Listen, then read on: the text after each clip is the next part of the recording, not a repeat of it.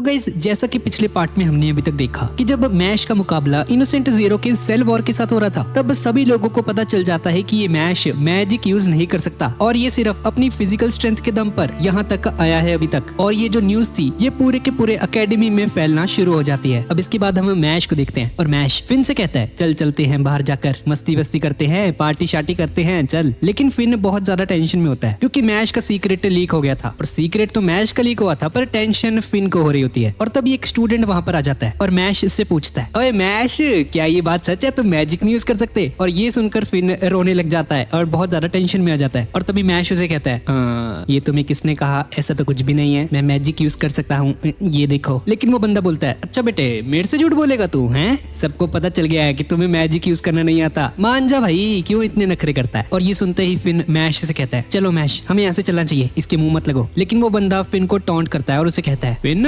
तुम्हें पता है ना फिन कि तुम क्या कर रहे हो? तुम एक नॉन मैजिक यूजर को प्रोटेक्ट करने की कोशिश कर रहे हो और ये चीज तुम्हें काफी ज्यादा ट्रबल में ला सकता है। लेकिन ये सब सुनकर फिन बहुत ज्यादा गुस्से में आ जाता है और चिल्लाते हुए कहता है, तुम अपना मुंह बंद रखो समझे और अपने काम से काम रखो। लेकिन तभी उस बंदे पर कोई अपना ग्रेविटेशनल मैजिक यूज कर देता है और ये कोई और नहीं, हाँ सही सोचा भाई तुमने, लेंस है ये। लेंस वहाँ पर आ जाता है और वो बंदा उसे बोलता है, तुमने मुझ पर ये मैजिक क्यों यूज किया? मैंने तुम्हारा क्या बिगाड़ा है? और तभी लेंस उसे बोलता है, पता नहीं, बस वैसे ही तुम्हारी शक्ल मुझे पसंद नहीं है तो मैंने सोचा इसको जमीन पर गिरा दिया जाए तुम्हें। और तभी डॉट और लेमन भी वहाँ पर आ जाते हैं और ये डॉट को क्या हो गया भाई, इतनी सारी पट्टियां इसके। डॉट का पूरा शरीर बैंडेज से कवर होता है। अब इसके बाद हम एल्डन डॉम के रूम नंबर 302 में देखते हैं जहाँ पर सेलिब्रेशन चल रहा होता है और यहाँ पर एकदम मस्त दावत वगैरह चल रही होती है इनकी। और मैश बहुत ज्यादा एक्साइटेड होता है खाना खाने के लिए। लेकिन फिन थोड़ा सा टेंशन में होता है क्योंकि वहाँ पर पार्टी में दो और बंदे भी थे और ये दो और कोई नहीं बल्कि एबिल और एबिस होते हैं। और उनको देखकर फिन की फट रही होती है कि इन पर हमला न कर दे, वो बहुत ज्यादा स्ट्रॉन्ग है ये लोग। एबिल के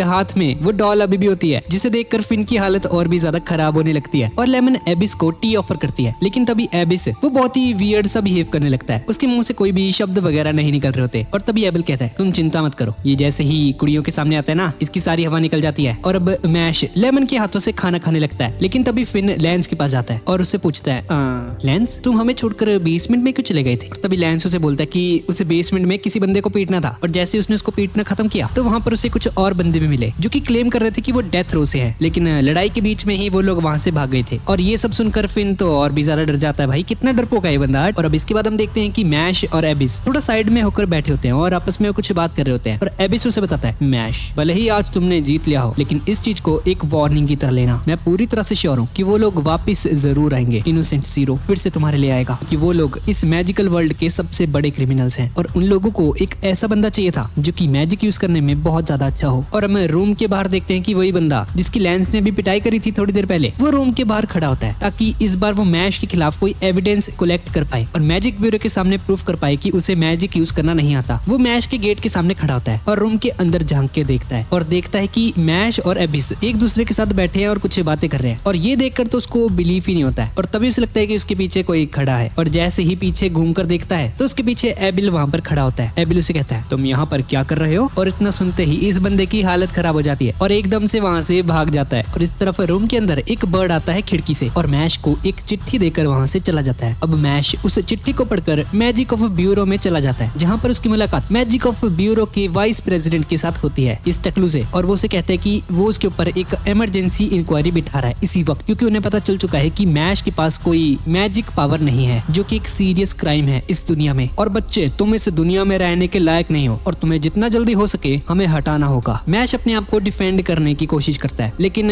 वो बंदा उस पर और भी ज्यादा भड़क जाता है। और तभी उसे एक बंदा इंटरप्ट करता है और वो बंदा मैश से कहता है, तुम में मुझे काफी ज्यादा पोटेंशियल नजर आ रहा है। और ये बंदा कोई और नहीं बल्कि डिवाइन विजनरी रायो ग्रैंड्स होता है। देखो मैश, ये पूरा जो वर्ल्ड है ना, यहाँ पर कुछ रूल्स हैं और ये जो रूल्स हैं ये मेजॉरिटी के हिसाब से ही एग्जिस्ट करते हैं। तो अगर तुम्हें यहाँ पर रहना है तो तुम्हें इन रूल्स को फॉलो करना होगा और ये चीज बहुत ज्यादा सिंपल है। और फिर वो मैश के सामने एक कैंडल को रख देता है और उसे कहता है, ठीक है मैश, तो अब तुम्हें इस कैंडल को बिना टच किए जलाना है मैजिक का यूज करके। अगर तुम ऐसा कर सकते हो तो हम लोग मान जाएंगे कि तुम्हारे अंदर मैजिकल पावर एग्जिस्ट करती है। और ये सुनकर मैश आगे बढ़ता है और अपनी छड़ी की हेल्प से उस छड़ी को जमीन पर रख के पूरी फोर्स के साथ घुमाने लगता है। और वो जो फ्रिक्शन पैदा होता है वो इतना ज्यादा पावरफुल होता है कि पूरा का पूरा एरिया उसके आसपास का फ्लेम्स से कवर हो जाता है और वो जो कैंडल थी वो भी जल जाती है। और ये देखने के बाद सबके होश उड़ जाते हैं और मैश कहता है, मैं भी यूनी मेजॉरिटी में से आऊंगा सिर्फ अपने फिस्ट के दम। इसके बाद हमें बहुत सारे डिवाइन विजनरीज को दिखाया जाता है जो कि मेन हॉल की तरफ आगे बढ़ रहे होते हैं और ये सभी लोग मैश को पनिश करने आ रहे होते हैं उस हॉल की तरफ। और इधर मैश की तरफ मैश की बॉडी के ऊपर एक रेत का टॉर्नेडो आ जाता है और जैसे ही वो पीछे घूमता है वो देखता है कि उसके सामने बहुत सारे डिवाइन विजनरीज खड़े होते हैं और इसमें से इस बंदे का नाम है ऑटर मेडल। और वो उसे कहता है तुम्हारे बारे में मैंने बहुत सारी इन्फॉर्मेशन इकट्ठी की और ऊपर से तुम ईस्टर्न मैजिक अकेडमी में हो और तुम्हें मैजिक यूज करना नहीं आता और इन चीजों को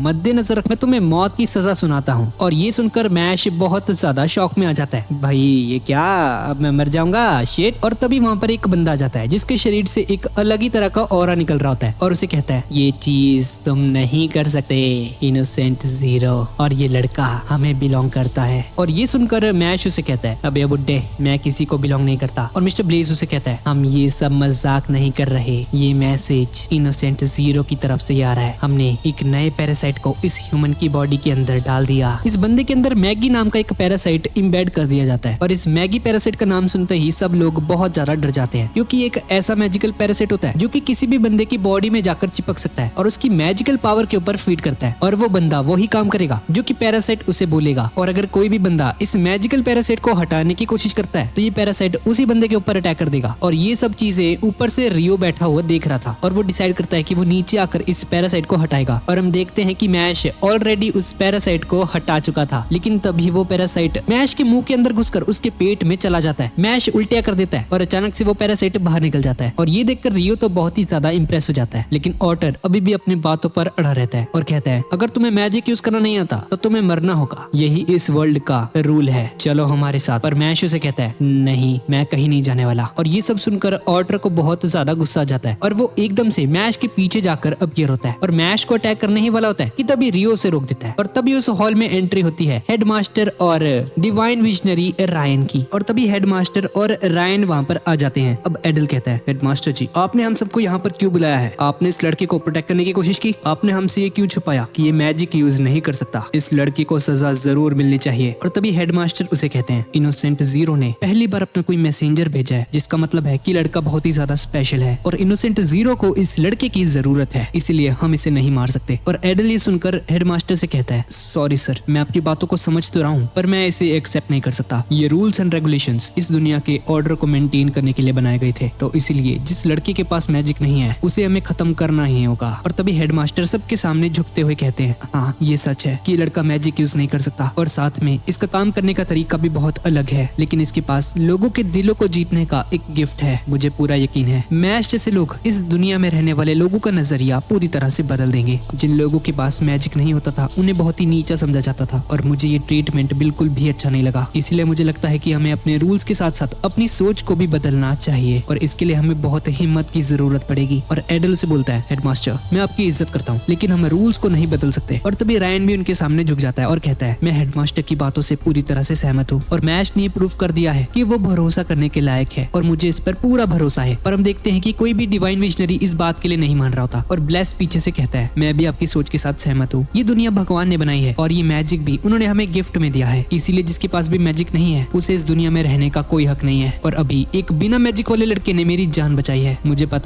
पता है कि मुझे रूल्स को फॉलो करना चाहिए पर मैं ऐसा नहीं कर पाऊंगा। मुझे पता है ये मेरी ड्यूटीज के खिलाफ है लेकिन इस केस का जज मैं हूँ और मैं ये ऑर्डर देता हूँ कि तुम लोग मैश को डेथ पेनल्टी नहीं दे सकते। हो सकता है तुम लोगों को मेरा डिसीजन अच्छा ना लगे। और एडल बोलता है ठीक है हम मैश को नहीं मारेंगे लेकिन मेरी कुछ शर्तें हैं। पहली शर्त ये इनोसेंट जीरो के साथ तभी लड़ सकता है जब भी हमारी सुपरविजन में होगा और दूसरा मैश को प्रूव करना होगा कि ये इतना स्ट्रॉन्ग है कि ये इनोसेंट जीरो से फाइट कर सकता है और प्रूफ के तौर पर इसे इस साल एक डिवाइन विजनरी बनना होगा। तो अगर अब तुम फेल होते हो तो तुम्हें मार दिया जाएगा मैश। और मैश उनकी बातों को मान जाता है और कहता है ठीक है हेडमास्टर के विशेष को पूरा करने के लिए और अपनी जिंदगी को आराम से जीने के लिए मैं इस साल डिवाइन विजनरी जरूर बनूंगा और मैं इनोसेंट जीरो को एक ही मुक्के में मार दूंगा। और तभी मैश नीचे जमीन पर एक मुक्का मारता है जिसका प्रेशर इनोसेंट जीरो के बेस तक फील होता है। और तभी मैश अपने स्कूल आता है और अपने दोस्तों को सारी बात बताता है। और लैंस मैश से बार बार पूछ रहा होता है मैश क्या तुम सच में मैजिक नहीं यूज कर सकते? और मैश उसे हाँ बोलता है। और तभी डॉट सभी को बाहर घूमने के लिए कहता है और थोड़ी देर बाद फिन बाहर आकर सोचने लग जाता है। शायद डॉट को मैश की चिंता होगी इसलिए उसने बाहर घूमने की बात की। और तभी वो देखता है कि डॉट एक आर्मर पहनकर वहाँ पर आ जाता है और मैश अपनी जिम की आउटफिट में आया होता है और साथ में एब्स भी लेकर आया होता है। और फिन सोचता है ये क्या चल रहा है यहाँ पे, मैं नहीं जा रहा भाई इनके साथ कहीं भी। और तभी लैंस वहाँ पर आ जाता है और फिन सोचता है चलो शुक्र है भाई, ये तो कम से कम नॉर्मल कपड़े पहन के आया है। और तभी लैंस अपनी शर्ट फाड़ता है और उसकी शर्ट पर उसकी बहन की फोटो बनी होती है और ये तीनों अजीब अजीब सी हरकतें करने लग जाते हैं। और ये मैश तो वर्कआउट करने में लगा होता है यहीं पे सड़क पे ही। और फिन सोचता है कहाँ फंस गया वे शिट। और अब डॉट उन्हें एक गेम खेलने के लिए लेकर जाता है और कहता है ठीक है, इस गेम में हम एक कोला को गुदगुदी करेंगे और डार्ट्स भी खेलेंगे। और मैश इस चीज को ट्राई करने के लिए वहां पर चला जाता है और जैसे ही वो उस कोला को तंग करने लगता है और वो कोला छींकता है तो एक डार्ट डॉट के सिर पर आकर टकराता है। और मैश इससे कहता है रुको मैं तुम्हें दिखाता हूँ इसे कैसे करते हैं। और हम देखते हैं कि जैसे ही वो कोला फिर से छींकता है तो एक डार्ट सीधा आकर मैश के सिर पर लगता है और ये दोनों आपस में लड़ना शुरू कर देते हैं। और तभी लैंस उन सभी को एक न्यू मैजिक वॉन्ड खरीदने के लिए वहां से लेकर जाने लगता है क्योंकि डिवाइन विजनरी कैंडिडेट एग्जाम जल्द ही शुरू होने वाला है। इनोसेंट जीरो के केस की वजह से ये एग्जाम जल्दी होने वाला है इस साल। और थोड़ी देर बाद ये लोग उस जगह पर पहुंच जाते हैं जहाँ पर बहुत सारी वैंड्स पड़ी होती है। वहाँ के शॉपकीपर इनका स्वागत करता है और फिन भी एक न्यू वैंड को ट्राई करने के लिए आगे बढ़ता है। और हम देखते हैं कि वो अपने मैजिक का यूज करके एक मैजिकल वॉन्ड को अपने पास बुलाता है। और तभी वो शॉपकीपर कहता है ये मैजिकल वॉन्ड एक टूल है जिसकी वजह से आप अपनी मैजिकल पावर को यूज कर सकते हो, ध्यान से चूज करना, एक वॉन्ड तुम्हारे मैजिक को बहुत अच्छा बना सकती है। अब लैंस अपने जादू का यूज करता है और एक मैजिकल वॉन्ड को अपने पास बुलाता है। तब शॉपकीपर कहता है ये वाली तो बहुत मशहूर है, अरे वाह लड़के। और मैश को भी ट्राई करने के लिए कहता है और मैश आगे बढ़कर किसी वॉन्ड को बुलाने लगता है पर कोई भी छड़ी इसके पास नहीं आती। और तभी मैश को जमीन पर पड़ी एक छड़ी दिखाई देती है और शॉपकीपर कहता है ये छड़ी बहुत सालों से पड़ी है यहाँ पर ऐसी क्योंकि इतनी भारी है, कोई आज तक इसे उठा नहीं पाया। और कहा जाता है कि उस छड़ी के नीचे एक पानी बहता है और उसकी हेल्प से हम बहुत कमाल की छड़ियां बना सकते हैं, पर ये सब कुछ बस एक कहानी ही है, पर कोई भी इस वॉन्ड को उठा नहीं सकता, किसी के भी मैजिक एंड मसल्स में इतनी ताकत नहीं है जो कि इसे उठा सके। और ये सुनते ही फिन और डॉट मैश की तरफ देखने लगते हैं और डॉट उस शॉपकीपर से कहता है चुप, अभी देख कैसे उठाता है ये, मैश हो जा शुरू। और मैश उस छड़ी को उठा लेता है और नीचे से बहुत सारा पानी आने लगता है जिससे वो शॉपकीपर हैरान रह जाता है और कहता है अरे इसके लिए थैंक यू तुम्हारा, अब ये छड़ी तुम रख सकते हो। अभी सभी लोग वहाँ से बाहर आ जाते हैं और तभी लेमन और टॉम भी वहाँ पर आ जाते हैं और ये सभी लोग बहुत मजे करते हैं, क्रीम पफ्स खाते हैं, कपड़े वगैरह लेते हैं, बहुत मजे करते हैं। और अब दूसरी तरफ हम एरका डॉम में देखते हैं कि एडल मैक्रो नाम के एक बंदे के साथ बैठा होता है और खाना खा रहा होता है और उसे बताता है कोई है ऐसा जिसके पास मैजिक नहीं है और वो एक डिवाइन विजनरी बनना चाहता है। और अब हेडमास्टर भी धीरे धीरे बूढ़े होने लग गए हैं, बुढ़ा सटिया गया है, सही डिसीजन नहीं ले पा रहा, तो लगता है अब हमें ही कुछ करना पड़ेगा। मैक्रॉन तुम्हें इस बात का खास ख्याल रखना होगा कि मैश इस एग्जाम में पार्टिसिपेट ना कर पाए। और मैक्रॉन कहता है अरे ये तो बहुत अजीब बात है कि तुम मुझसे फेवर मांग रहे हो। वह दूसरी तरफ मैश अपने घर जाता है और मैश के फादर उसे देखकर बहुत ज्यादा खुश हो जाते हैं और उसे देखकर रोने लग जाते हैं। और मैश के दोस्त भी वहाँ पर आ जाते हैं जिन्हें देखकर मैश के फादर और भी ज्यादा खुश हो जाते हैं और कहते हैं मैंने मैश को हमेशा छुपा कर रखा, मुझे नहीं लगा था कि कोई ऐसा दिन आएगा जब मैं उसके दोस्तों को भी देख पाऊंगा। और डॉट बोलता है अरे अंकल ये मैश बहुत कमाल का है। और लेमन खुद को मैश के फियांसे के तौर पर इंट्रोड्यूस करवाती है जिसे सुनकर उसके फादर बहुत ज्यादा शॉक हो जाते हैं। और लेमन बोलती है अरे अंकल चिंता मत करो, हमने अभी कुछ भी फाइनल नहीं किया। और डॉट और लेंस मैश के फादर को एक गिफ्ट देते हैं और सभी लोग आपस में एंजॉय करने लगते हैं और इधर उधर भागने लगते हैं। और मैश के फादर फिन से कहते हैं ये लोग तो बहुत अजीब है। और फिन कहते हैं अंकल ये थोड़े पगलेट है सबके सब, पर एक बात तो सच है, मैंने ऐसे कभी नहीं सोचा था कि मैश को इतने अच्छे दोस्त मिलेंगे, मैं उम्मीद करता हूँ ये सब कुछ ऐसा ही रहेगा। और दूसरी तरफ मैक्रॉन और उसके साथी मैश की तरफ बढ़ रहे होते हैं और मैक्रॉन कहता है लगता है इस मैश से अब मिलना ही पड़ेगा। और तभी उन पर तलवारों से हमला हो जाता है और रायन वहाँ पर आ जाता है और मैक्रॉन रायन से कहता है अरे रायन तो क्या अब तुम उस मैश के बॉडीगार्ड बन गए हो। और रायन बोलता है अरे नहीं नहीं, मैं तो बस यहाँ से गुजर रहा था और तभी मुझे तुम नजर आ गए। और इधर हम देखते हैं कि इस मैश को बाहर के बारे में कुछ पता नहीं होता कि मैक्रॉन उसे मारने के लिए आ रहा है और ये लोग आपस में खेल रहे होते हैं सबके सब। और फ्लैशबैक में हम लोग देखते हैं कि कुछ साल पहले मिडिल स्कूल डिवीजन में 13 से लेकर 15 साल के बच्चों के बीच एक कंपटीशन हुआ था और उस टूर्नामेंट में एक अकेले मैजिक यूजर ने अपने सभी ओपोनेंट्स को हरा दिया था। टूर्नामेंट खत्म होने के बाद हमें पता चला कि वो लड़का सिर्फ 9 साल का था जिसका नाम था मार्गरेट मैक्रॉन। और अभी इस वक्त ये बंदा ऑर्का डॉम का प्रीफेक्ट है, मतलब एक तरह से उस डॉम का रिप्रेजेंटेटिव है। अब मैक्रॉन रायन को देखकर कहता है अरे मुझे तो यकीन ही नहीं हो रहा कि मैं मैश के अलावा एक डिवाइन विजनरी से भी लड़ूंगा अब, वाह वाह वाह वाह। और तब ये बंदा अपना पियानो बजाने लगता है और रायन सोचता है भाई क्या चल रहा है यहाँ पे, पियानो बजा रहा है ये, पागल हो गए क्या। और अब ये दोनों एक दूसरे से फाइट करने के लिए तैयार हो जाते हैं और रायन अपनी तलवारों से उस पर हमला कर देता है और मैक्रॉन अपनी साउंड्स की हेल्प से रायन पर हमला कर देता है और वहाँ पर एक जोरदार धमाका होता है। और इधर मैश के घर में ये सभी लोग एक गेम खेल रहे होते हैं और डॉट एक डाइस को रोल करता है और उसका कैरेक्टर गेम के अंदर आगे बढ़ता है और जहाँ पर उसका कैरेक्टर रुक जाता है वहाँ पर लिखा होता है तुम एक लड़की आगे धोखा देने वाली है। और ये सुनकर डॉट बहुत ज्यादा हैरान हो जाता है और रोने लग जाता है। और अब लेमन की बारी है, उसका कैरेक्टर आगे की तरफ बढ़ता है और लेमन को प्यार के जुर्म में किसी का पीछा करने के लिए पकड़ लिया जाता है। और लेंस बोलता है है, भाई क्या गेम है ये फालतू की, हट, ये तो ऐसा लग रहा है जैसे हमारे फ्यूचर को प्रेडिक्ट कर रहा है ये। और अब लेंस अपनी बारी चलता है और देखता है कि उसका कैरेक्टर जहाँ पर रुकता है वहाँ पर लिखा होता है कि उसकी बहन बहुत ही जल्द अपना बॉयफ्रेंड लेकर आने वाली है उसके घर पर, जिससे कि लेंस बहुत ज्यादा शॉक हो जाता है। अब मैश की बारी आती है और उसका कैरेक्टर जहाँ पर पहुंचता है वहाँ पर लिखा होता है कि सभी को पता चल चुका है कि तुम मैजिक यूज नहीं कर सकते, इस वजह से तुम्हारा सर कलम कर दिया जाएगा और तुम्हें मार दिया जाएगा। और ये सब देखकर किसी को भी वो बोर्ड गेम्स पसंद नहीं आती। अब फिन को मैश के फादर की याद आती है और मन में सोचता है मैंने उनसे वादा किया है कि मैश हमेशा अपने दोस्तों के साथ खुश रहेगा और मैं इसे जरूर पूरा करूंगा। और इस तरफ हम देखते हैं कि ये रायन और मैक्रोन एक दूसरे के साथ लड़ रहे होते हैं और मैक्रोन रायन के आसपास बहुत सारे साउंड वेव्स को लेकर आता है और कहता है अगर मैं तुम्हारी जगह होता तो मैं अटैक नहीं करता, क्योंकि ये चीजें तुम्हारी स्पेल कास्टिंग की वजह से फट जाएंगी, मेरे रास्ते से हट जाओ और मुझे मैश के पास जाने दो। और तभी रायन उसे कहता है वो एक बेशरम लड़का है, वो इतना ज्यादा बेशरम है कि उसने मुझे कहा है कि वो बिना मैजिक के एक डिवाइन विशनरी बनेगा और इस दुनिया के सोचने का तरीका चेंज कर देगा। और रेयान की पावर धीरे धीरे बढ़ने लग जाती है। और इस तरफ शॉन नाम का एक बंदा हेडमास्टर से कहता है अरे सर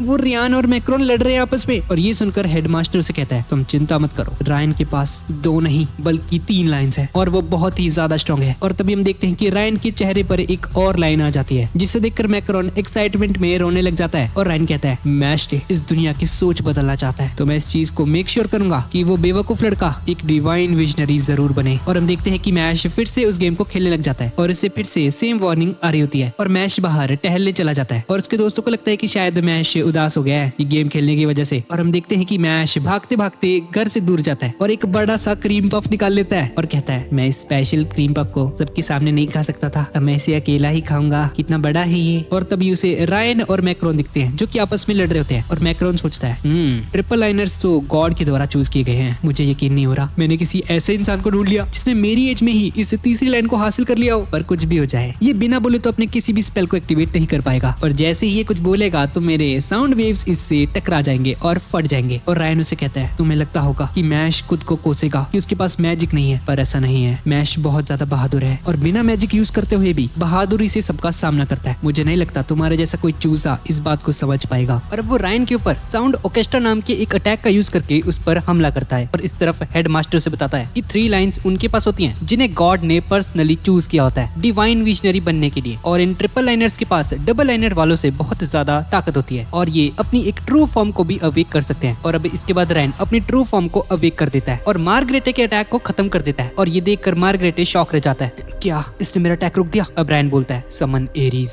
और उसकी छड़ी का फॉर्म चेंज होने लग जाता है और ये देखकर मार्गरेटे शॉक रह जाता है और कहता है ये क्या हो रहा है, इसकी छड़ी का फॉर्म चेंज कैसे हो रहा है। और अब रायन बहुत ज्यादा ताकतवर हो चुका है और मार्गरेटे के ऊपर अपने अटैक से हमला करता है और उस अटैक से बचने के लिए मार्गरेटे को एक साउंड शील्ड लगानी पड़ती है, पर इतना भी काफी नहीं था। रायन का अटैक इतना ज्यादा ताकतवर होता है कि जमीन में भी एक बहुत बड़ा गड्ढा हो जाता है और अब रायन की ट्रिपल लाइन गायब हो जाती है और ये सब कुछ मैश देख लेता है। अब मार्गरेटे बहुत ज्यादा जख्मी हो जाता है और अपने घायल साथियों को लेकर वहां से भाग जाता है। अब अगले सीन में हम लोग फिन को देखते हैं जिसके पास अब 3 कॉइन्स आ चुके हैं, क्योंकि मैश को जो कॉइन्स मिले थे लैंगडॉम को हराने के बाद उसने उन कॉइन्स को अपने दोस्तों में बांट दिया था 3-3 की डिवाइडेशन में, जिससे कि अब उसके दोस्त भी सिलेक्शन एग्जाम में पार्टिसिपेट कर सकते हैं। और हम देखते हैं कि फिन बहुत ज्यादा डरा होता है एग्जाम को लेकर और दूसरी तरफ लेंस भी अपनी बहन के लिए इस सिलेक्शन एग्जाम को जीतने के बारे में सोचता है। और इस तरफ ये डॉट को रात को नींद नहीं आ रही थी, वो बहुत ज्यादा एक्साइटेड होता है इस गेम के लिए। और अब इसके बाद हम मैश के फादर को देखते हैं और वो मैश से कहते हैं मैंने तुम्हारे दोस्तों से सुना, सभी को पता चल गया कि तुम मैजिक यूज नहीं कर सकते और अगर तुम स्कूल की डिमांड्स को पूरा नहीं करोगे तो वो तुम्हें पनिशमेंट भी देंगे, मुझे माफ कर देना मैश, ये सब कुछ मेरी वजह से हुआ। और मैश उनसे कहता है नहीं डैड आप चिंता मत कीजिए, ये आपकी वजह से नहीं हुआ, आपने हमेशा मेरा ख्याल रखा, मुझे कुछ नहीं होगा, आप चिंता मत कीजिए। अब इसके बाद हम देखते हैं कि डिवाइन विजनरी बनने के लिए 3 एग्जाम्स होते हैं। पहला स्टेज होता है कॉइन्स को एक्वायर करना, दूसरा है डिवाइन विजनरी कैंडिडेट एग्जाम और तीसरा है डिवाइन विजनरी इलेक्ट एग्जाम। और एक स्टूडेंट को 5 या 5 से ज्यादा गोल्ड कॉइन्स चाहिए होते हैं सेकंड स्टेज पर जाने के लिए। लेकिन क्योंकि इस बार इनोसेंट जीरो ने बीच में आकर दखल अंदाजी कर दी थी, इसलिए अब ये एग्जाम्स थोड़ी जल्दी हो रहे थे और अब सेकंड स्टेज पर जाने के लिए सिर्फ 3 कॉइन्स की जरूरत होती है। और इस तरफ हम डॉट और फिन को भी देखते हैं जो कि इस एग्जाम वाले टूर्नामेंट पे पहुंच चुके हैं और ये बहुत ज्यादा नर्वस होते हैं। और लेंस और मैक्रोन भी वहां पर आए होते हैं और इन दोनों के पास ही 5-5 गोल्ड कॉइन्स होते हैं। अब मैश भी एरिना में जाने लगता है और मैश के पास इस वक्त 7 गोल्ड कॉइन्स होते हैं और एरिना की तरफ ही जा रहा होता है। और तभी उसके सामने ओटर वहां पर आ जाता है और ओटर उसे कहता है मेरी बात मान लो मैश, ये दुनिया तुम्हारी एग्जिस्टेंस को कभी भी एक्सेप्ट नहीं करेगी, तुम्हें यहाँ से चला जाना चाहिए। पर मैश उसे कहता है मैं अपनी फुल पावर लगाऊंगा और सभी को हरा डालूंगा। और ऐसा बोलने के बाद वो स्टेडियम में आ जाता है और मैश को देखकर स्टेडियम में मौजूद जितने भी लोग होते हैं वो कहने लगते हैं अरे ये तो वही है ना जो मैजिक नहीं यूज कर सकता, ये इधर क्या कर रहा है भाई, अबे ओ घर भाग, ऐसे लोगों के लिए इस दुनिया में कोई जगह नहीं। और बाकी के कंटेस्टेंट्स भी मैश का मजाक उड़ा रहे होते हैं। फिन अब सोचने लगता है भाई साहब ये मैश तो बहुत ज्यादा नर्वस हो गया होगा, इतनी सारी गालियां पड़ रही है इसे, मुझे से जाकर मोटिवेट करना चाहिए। और जैसे ही वो मैश के पास आता है तो वो देखता है कि मैश ऑलरेडी बहुत ज्यादा डीमोटिवेट हो चुका है और कहता है मुझे घर जाना है। अब तीनों डॉम के सभी स्टूडेंट्स तैयार हो जाते हैं और एग्जाम में टोटल 12 कैंडिडेट्स होते हैं। और अब अनाउंसर बोलती है तो ठीक है, गेम का नाम एलिमिनेशन है और ये एक डू और डाई सिचुएशन है। रूल्स बहुत ही सिंपल है, तुम्हें बस अंदर जाकर एक छुपी हुई चाबी को ढूंढना है और एस्केप करना है। लेकिन ये चाबी एक बैलून के अंदर है और तुम्हें इस बैलून को फोड़कर इसके अंदर की चाबी को लेकर बाहर आना है। लेकिन ये इतना भी आसान नहीं होने वाला क्योंकि तुम्हारे पीछे बहुत बड़े बड़े मॉन्स्टर्स पड़े होंगे। और ये सुनकर फिन बहुत ज्यादा डर जाता है, क्या यहाँ पे मॉन्स्टर्स है भाई, शेट। अब इनके सामने कुछ मिरर्स आ जाते हैं और ये मिरर्स उन सभी की लोकेशन को दिखाएंगे, तो अब कोई भी बंदा यहाँ पर चीटिंग नहीं कर पाएगा। अब गेम शुरू हो जाती है और सभी के सभी स्टूडेंट्स अलग अलग जगह पर टेलीपोर्ट हो जाते हैं। फिन बहुत ज्यादा डरा होता है, मुझे घर जाना है। अब इसके बाद हम एक बंदे को देखते हैं जो कि आराम से चल रहा होता है और तभी एक मॉन्स्टर वहां पर आ जाता है, उस पर हमला करने के लिए आगे बढ़ता है। वो बंदा उस पर मैजिक यूज करने की कोशिश करता है लेकिन उस मॉन्स्टर को कुछ भी नहीं होता क्योंकि इन मॉन्स्टर्स के ऊपर मैजिक का कोई भी असर नहीं होता। अब वो मॉन्स्टर उस स्टूडेंट पर अपने वेपन से हमला कर देता है और तभी हम देखते हैं कि वो स्टूडेंट स्टेज पर वापस आ जाता है, जिसका मतलब है कि वो अब डिस्क्वालीफाई हो चुका है और अब इस गेम में सिर्फ 11 लोग बचे हैं। अब हम डॉट और लेंस को देखते हैं जो कि की ढूंढने की कोशिश कर रहे होते हैं लेकिन वो उन्हें की नहीं मिल रही होती। और तभी हम मैश को देखते हैं जो कि एक मॉन्स्टर के सामने आकर उसे एक बहुत जोर का पंच मारता है और ये देखकर सारी की सारी ऑडियंस हैरान रह जाती है और मैश उस मॉन्स्टर को एक ही पंच में मार देता है। और मैश मन में सोचता है ठीक है तो अब मुझे बस वो की ढूंढनी है। लेकिन तभी मैश देखता है कि वो मॉन्स्टर फिर से उड़ जाता है। दरअसल ये मॉन्स्टर से जिंदा नहीं होते और ये जितना मर्जी डैमेज ले सकते हैं, ये खुद को इंस्टेंटली हील भी कर सकते हैं और कभी मरते भी नहीं। अब मैश की फट जाती है और वहाँ से भागने लगता है और तभी एक बंदा वहाँ पर आकर मैश के ऊपर अपना मैजिक यूज करता है और मैश को बहुत छोटा बना देता है साइज में। और मैश मन में बोलता है ये क्या हुआ, मैं तो छोटा हो गया। और तभी वो बंदा उसके सामने आता है और मैश को बताता है हेलो मैश, मैंने तुम पर अपना जादू यूज किया है, घबराना मत बिल्कुल भी, इस तरफ आ जाओ। और वो मॉन्स्टर वहाँ से भाग जाता है और वो बंदा मैश को बताता है मैं तुम्हारा बहुत बड़ा फैन हूँ मैश, तुम्हारे पास मैजिक नहीं है और तुम फिर भी इतनी बहादुरी से इतने अच्छी तरह से लड़ते हो, सच में मैं तुमसे बहुत ज्यादा इंप्रेस हूँ। हाँ और सुनो, वो जो मॉन्स्टर्स है ना वो आवाज को सुन सकते हैं लेकिन वो किसी को देख नहीं सकते। और वो बंदा अपने मैजिक का यूज करके वापस से उनको बड़ा कर देता है। अब वो बंदा उसे बताता है कि शायद से वो जो की है वो शायद उसी जगह पर है जहाँ पर वो मॉन्स्टर घूम रहा है, उसी के आसपास है। पर मैश को ये सब बिल्कुल भी समझ नहीं आ रहा होता और उसके ऊपर से जा रहा होता है सब कुछ। और मैश उसे कहता है क्या तुम सिंपल भाषा में मुझे बता सकते हो प्लीज। और वो बंदा कहता है ठीक है यार, अरे सिंपल भाषा में बताता तो तुम्हें बस उस मॉन्स्टर का पीछा करना है। और मैश इस बात के लिए मान जाता है और इस तरफ डॉट के पीछे एक मॉन्स्टर पड़ा होता है और लेंस के सामने भी एक चीज आ जाती है और लेंस सोचता है ठीक है यही तो नहीं है क्या वो चीज, यही होगी शायद। और इस तरफ मैश और उस बंदे को दिखते हैं जो कि टिपटो करते हुए वहां से जा रहे होते हैं चुपचाप। और तभी मैश का पैर एक पत्थर से टकरा जाता है और वो गिरने वाला होता है लेकिन किसी न किसी तरीके से खुद को बचा लेता है। तो तभी हम देखते हैं कि मैश को वो बैलून दिख जाता है और वो लोग उस बैलून के पास पहुंच जाते हैं और वो सोचता है कि शायद ठीक है इसी के अंदर है वो चाबी शायद। और मैश को एक आइडिया आता है और वो सोचता है कि इस बैलून के अंदर अब वो बहुत सारी हवा भरेगा जिससे कि ये बैलून फट जाएगा बहुत ज्यादा हवा की वजह से। और वो जैसे ही उसके अंदर हवा भरने लगता है तभी एक हॉर्न बजता है और ये हॉर्न सुनकर वो मॉन्स्टर उसके पीछे पड़ जाते हैं फिर से। और ये दोनों जैसे तैसे उससे बचकर एक जगह पर आकर रुक जाते हैं और समझ जाते हैं कि अगर वो लोग उस बैलून को टच करेंगे तो उसमें से एक आवाज आएगी जो कि उन मॉन्स्टर्स को बुला लेगी उनकी तरफ। और अब मैश उस बैलून के ऊपर ही कूद जाता है उसे फोड़ने के लिए, लेकिन वापस से उसके अंदर से एक आवाज निकलती है और वो मॉन्स्टर फिर से इनका पीछा करने लग जाता है और उन्हें पता चलता है कि ये लोग बैलून को टच नहीं कर सकते। और वो बंदा अपने मैजिक का यूज करके उस बैलून के साइज को बढ़ा देता है और ये देखकर पूरी की पूरी ऑडियंस को कुछ समझ नहीं आता, अबे ये क्या कर रहा है भाई, ये इसने तो इसे और बड़ा कर दिया, अब तो इसमें और भी ज्यादा हवा आ सकती है, अब तो फटेगा ही नहीं कभी। और तभी मैश को देखते हैं जो कि ब्रेक डांस करने लगता है और काफी जोर जोर से घूमने लग जाता है जिससे कि वहां पर एक तूफान आ जाता है। और ये देखकर सभी लोग कहने लग जाते हैं अरे भाई ये क्या है, पागल वागल है ये, डांस कर रहे हैं यहाँ पे ये। दरअसल मैश की प्लानिंग ये होती है कि पहले ये जो बंदा है, इस बंदे का नाम मैक्स है, ये पहले इस बैलून के साइज को बढ़ा देगा अपने मैजिक का यूज करके, ठीक है। और उसके बाद मैश गोल गोल घूम के उस बैलून के अंदर हवा भरेगा और उस बैलून के अंदर काफी ज्यादा हवा भरने की वजह से वो बैलून फूट जाएगा और वो बैलून फूट जाता है और उसके अंदर से वो चाबी बाहर निकलकर मैश के हाथों में आकर गिर जाती है और इन्हें ये चाबी मिल जाती है। और दूसरी तरफ लेंस अपने ग्रेविटी मैजिक का यूज करके उस बैलून को हवा में उड़ा देता है और वापस से अपने मैजिक का यूज करके उस बैलून को बहुत तेजी से नीचे की तरफ फेंकता है जिससे कि उस बैलून में हवा भर जाती है और वो बैलून फट जाता है और लेंस को भी वो की मिल जाती है और दूसरी तरफ डॉट को भी वो चाबी मिल जाती है, मार्गरेटे को भी और बाकी कुछ कंटेस्टेंट्स को भी, लगभग सभी को वो चाबी मिल जाती है। लेकिन तभी हम फिन को देखते हैं जिसे चाबी नहीं मिली होती अभी तक और काफी ज्यादा डिस्प्रेशन में बैठा होता है। और अब वो बंदा मैश से कहता है ठीक है मैश, अब तुम जा सकते हो, तुम्हें चाबी मिल गई। लेकिन मैश उसे वो चाबी दे देता है और कहता है ये लो ये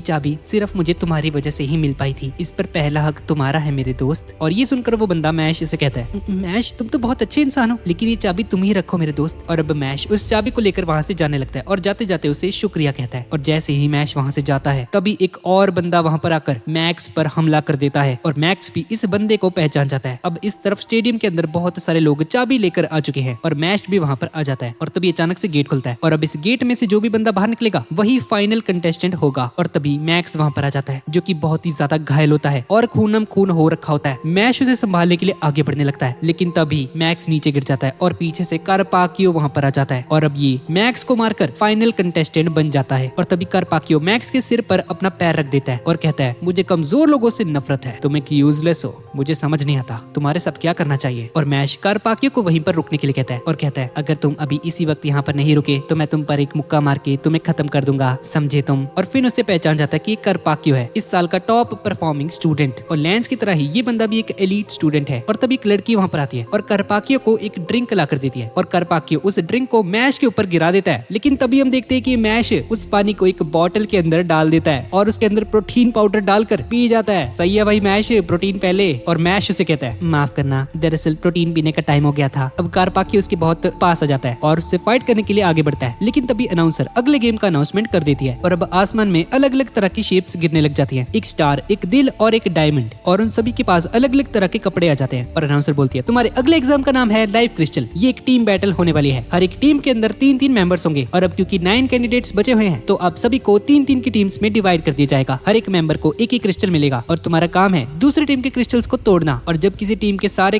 क्रिस्टल्स टूट जाएंगे तो वो टीम डिस्क्वालीफाई हो जाएगी। पर मैश को कुछ भी समझ में नहीं आ रहा होता, ये बोल क्या रही है ये, वो पागल होने लगता है और ये सुनकर डॉट गुस्सा हो जाता है उस अनाउंसर पर और उसे कहता है अरे ओ ठीक से समझा ले, हमारे कैप्टन को कुछ समझ नहीं आ रहा, फिर से बोलो। और फिर डॉट मैश को समझाते हैं मैश भाई हमें बस तोड़ना है उन क्रिस्टल्स को। और तभी हम देखते हैं कि मैश के हाथों से वो क्रिस्टल फिसल कर नीचे गिर जाता है और टूट जाता है और ये देखकर फिन बहुत ज्यादा पागल हो जाता है और सोचता है चलो कोई बात नहीं, अभी डॉट और मेरे पास भी तो बचा है क्रिस्टल। और तभी वो देखता है कि डॉट के हाथों से भी वो क्रिस्टल नीचे गिर जाता है और टूट जाता है। अब फिन ये देखकर बहुत ज्यादा टेंशन में आ जाता है क्योंकि अब सिर्फ उसी का क्रिस्टल बचा हुआ था। अरे शिट यार, अगर ये टूट गया ना फिर तो गए, हम हार जाएंगे। और ये सुनकर मैश और डॉट उसके पास आते हैं और उसे कहते हैं चिंता मत करो, हम तुम्हारे साथ हैं और उसे एक थम्स अप का साइन देते हैं। अब एग्जाम शुरू हो जाता है और उन्हें सभी को अलग अलग जगह पर टेलीपोर्ट कर दिया जाता है। और अब फिन सोचने लग जाता है भाई क्या मजाक है ये तो टीम मैच था, अलग अलग कर दिया हमें, अब ये चीटिंग है भाई, मैं तो अकेला रह गया यहाँ पे। और डॉट भी इस तरह बहुत ज्यादा टेंशन में होता है और सोच रहा होता है भाई शिट यार, मेरे को फिन को ढूंढना पड़ेगा, उसी के पास से वो क्रिस्टल एक। और तभी फिन को लड़ने की आवाज आती है और सामने जाकर देखता है कि कारपाकियो एक बंदे को पीट रहा होता है और कारपाकियो खुद को चाकू मार रहा होता है, पर दर्द इस बंदे को हो रहा होता है। अब उसका ओपोनेंट हार जाता है और कारपाकियो उस क्रिस्टल को तोड़ देता है और वहां से जाने लगता है। अब फिन अपने सामने देखता है कारपाकियो को और सोचता है भाई मैं यहाँ से भाग नहीं सकता क्योंकि अगर वो भागेगा तो उसकी आवाज सुनाई दे जाएगी कारपाकियो को और ये बंदा इसे पकड़ लेगा फिर। और अब फिन एक दीवार बनने की कोशिश करता है और अपने मैजिक का यूज करके दीवार के साथ बिल्कुल कैमोफ्लेज कर देता है और वापस से चेक करता है और देखता है कि कारपाकियो वहां से जा चुका है। लेकिन तभी अचानक से कारपाकियो उसके पीछे आकर खड़ा हो जाता है और उससे कहता है अरे अरे तुम क्या कर रहे हो यहाँ पे। अब फिन बहुत ज्यादा घबरा जाता है उसे देखकर और कहता है